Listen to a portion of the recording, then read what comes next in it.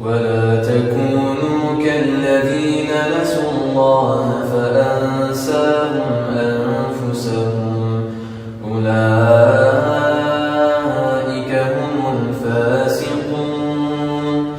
لا يستوي أصحاب النار وأصحاب الجنة، أصحاب الجنة هم الفائزون.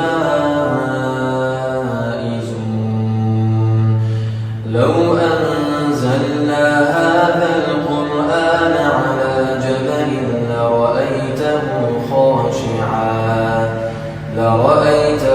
خاشعا متصدعا من خشية الله.